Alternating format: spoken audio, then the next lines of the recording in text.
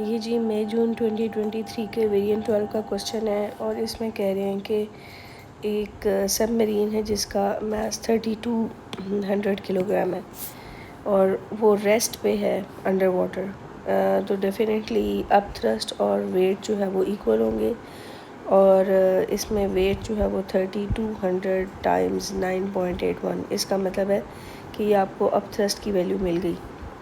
फिर उसने कहा कि जो मैस है सबमरीन का वो डिक्रीज़ हो गया 200 kg से डिक्रीज़ हुआ, यानी अब जो न्यू मैस है वो उसका 3000 kg होगा। उसके बाद कह रहे हैं कि इस मैस को उन्होंने पंप किया out of the submarine horizontally in negligible time, यानी ये जो मैस में चेंज आई है ये तकरीबन टाइम t = 0 में आई है, यानी बहुत कम टाइम के दौरान मैस पर चेंज आई है। तो आपको पता है कि force change in momentum over time होता है, तो फोर्स इनटू टाइम इसका मतलब है चेंज इन मोमेंटम है।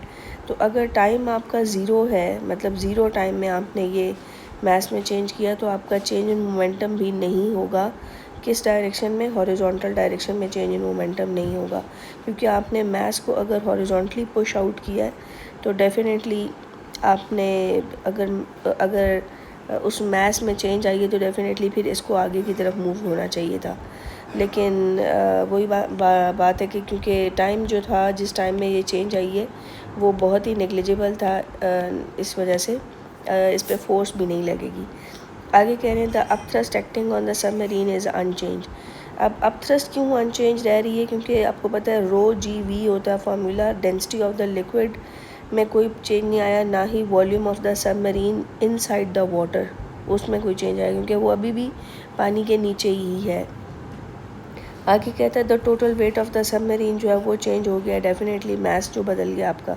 इसकी वजह से कह रहे हैं कि एक्सेलरेशन होगी अपवर्ड और आपने उस एक्सेलरेशन की इनिशियल एक्सेलरेशन की वैल्यू बतानी है। इनिशियल का ये सीन है कि इनिशियली ड्रैग फोर्स आपकी ज़ीरो होगी, ठीक है। तो जब वो बिल्कुल स्टार्ट करेगा मूव करना उस वक्त चूँकि इनिशियल वेलोसिटी ज़ीरो है इसलिए ड्रैग फोर्स भी नहीं होगी।